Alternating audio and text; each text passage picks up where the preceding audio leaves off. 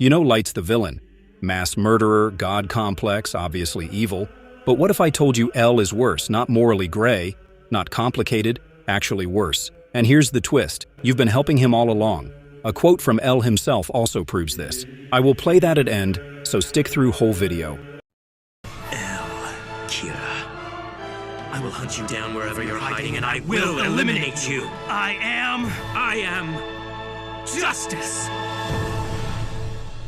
L feels like the hero, calm, brilliant, rational, everything Light isn't. The show builds that contrast on purpose. Narcissistic murderer versus selfless detective. It's comforting, right? Someone to root for in a world this dark. His quirks feel endearing. His logic feels pure. His obsession with justice feels noble.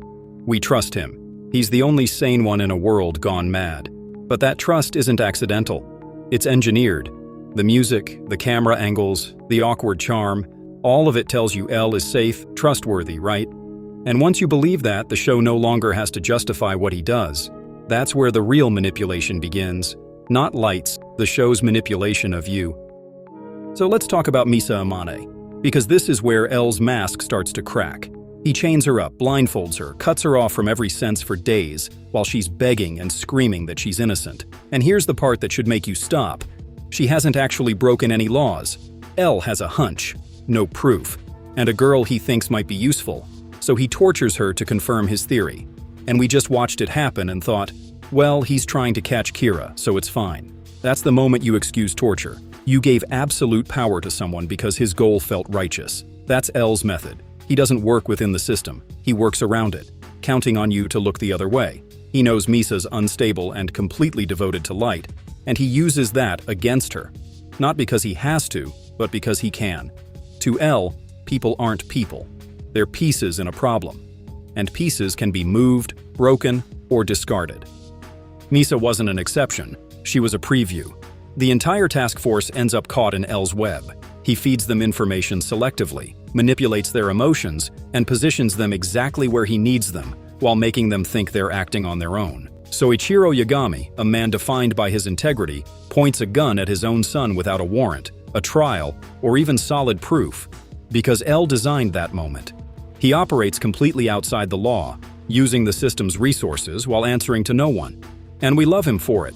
And the show frames every invasion of privacy, every illegal move, every manipulation as brilliance. The music swells, the lighting glorifies him, and we call it genius instead of what it really is, control. Death Note doesn't just show you L's manipulation, it uses it on you. We're not just watching L gaslight the task force, we're being gaslit with them, and most of us never noticed. If this is starting to mess with your sense of right and wrong, good. That's the point. Hit like, subscribe, and stay with me because it's about to get darker. L and Light don't fight each other. They complete each other. Let me show you how. Strip away the aesthetics and you're left with two people who believe the same thing. I control others because I'm smarter. Light writes names and people die. It's loud, brutal, undeniable. L surveils, manipulates, and violates autonomy. Quieter, but driven by the same logic. And here's the twist. Surveillance is worse. Foucault called it the panopticon. When you know you're being watched, you start policing yourself. Light kills you once, L gets inside your head, and you never leave. So ask yourself, at what cost? L's victory means accepting a world where intelligence equals authority, where one man can spy, detain, and torture as long as it feels justified.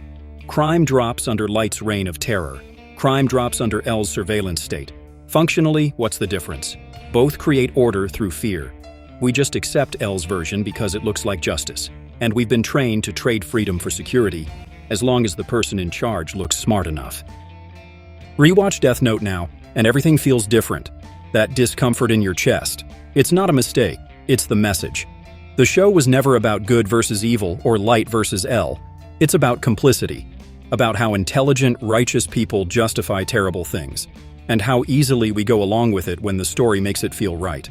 L didn't just catch Light, he convinced you his methods were necessary.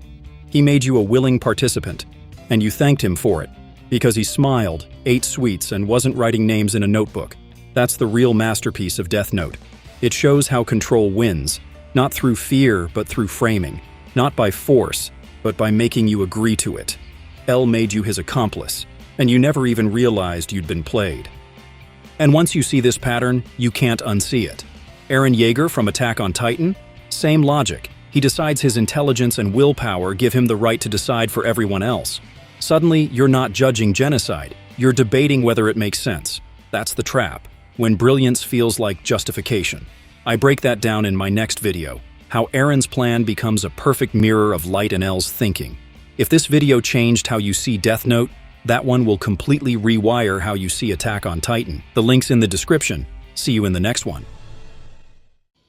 There are many types of monsters in this world. Monsters who will not show themselves and who cause trouble. Monsters who abduct children. Monsters who devour dreams. Monsters who suck blood. And monsters who always tell lies. Lying monsters are a real nuisance. They are much more cunning than other monsters. They pose as humans, even though they have no understanding of the human heart. They eat, even though they've never experienced hunger. They study, even though they have no interest in academics.